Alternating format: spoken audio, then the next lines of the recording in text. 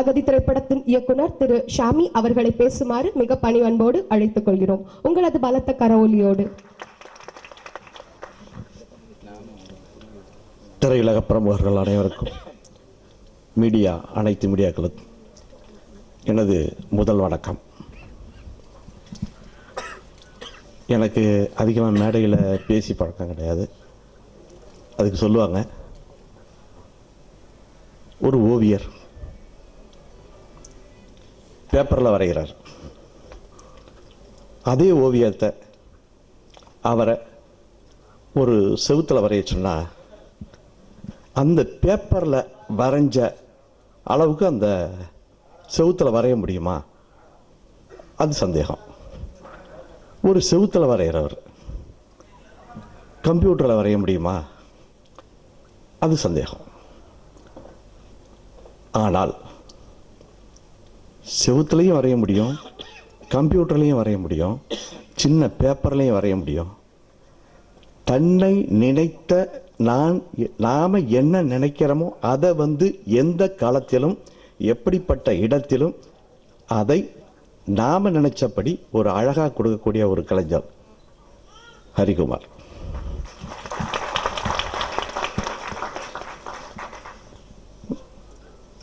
இந்த சங்கராபுரம் படத்தினுடைய பாடல் வெளியீடு ஒரே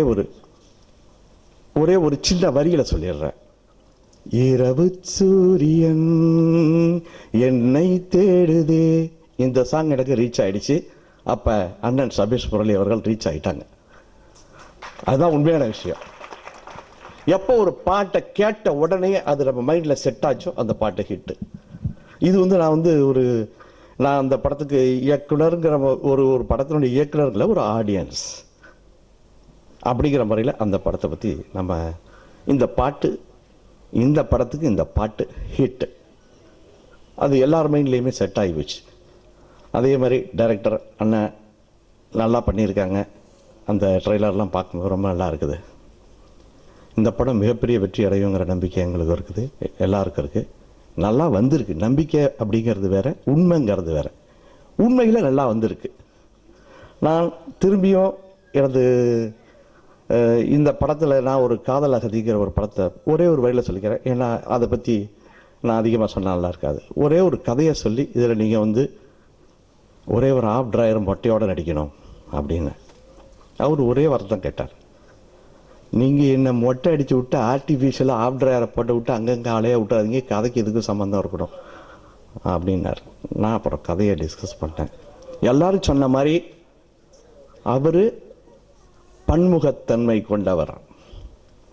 ஒரு கோரியோகிராஃபராக இருக்கும் பொழுது ஆசை அவருக்கு, நாம் ஒரு நடன இயக்குனராக இருந்தோமே, ஹீரோ ஆகணும், அதுக்கப்புறம் இயக்குனர் ஆகணும், ப்ரொடியூசர் ஆகணும். இந்த ஆவல், அந்த ஆசை இருக்கிறவங்க, அந்த வெறி இருக்கிறவங்க தான் வாழ்க்கையில் முன்னுக்கு வர முடியும். அந்த வகையில் நான் அவர்கிட்ட ஒரு கதையை சொல்லும் பொழுது அந்த கதை ஒரு செலக்டிவாக பிடிச்சிருந்தது. எனக்கு ஒரு லைஃப் கொடுக்கும் அப்படின்னு சொல்லிக்கூட நான் கேட்டேன். செலக்டிவ். ஏன்னா அந்த உடம்பு இப்போ இந்த படத்துலேயே பார்த்துருப்பீங்க, அவரு சட்டை அவருக்கு பொருத்தமாக இருந்தா சட்டைக்கு அவரு பொருத்தமாக இருந்தாரா நீங்களே பார்த்துருப்பீங்க. ஒரு போலீஸ் ஆஃபீஸர் எப்படி இருக்காரோ அப்படி இருக்காரு. அந்த மாதிரி அந்த கதைக்கு அவர் பொருத்தமாக இருப்பாருன்னு நான் சொல்லி போகும் பொழுது அதில் அவர் இன்வால்வ் ஆகி பண்ணாரு. அதோட மட்டும் இல்லை, ஷூட்டிங் அப்போ 2 நாள் ஃபைட்டு, அன்றைக்கு நைட்டே திரும்பியும் ஃபைட்டு. அந்த ஃபைட்டில் கூட உடம்புலாம் தண்ணியை ஊற்றிக்கிட்டு நான் கூட தடுமாறுறவர். இவ்வளோ இந்த குளிர், ஒசூர் பெங்களூர் குளிர், நல்லா மழை பெஞ்சிடுச்சு, நல்லா குளிர் இருக்கு.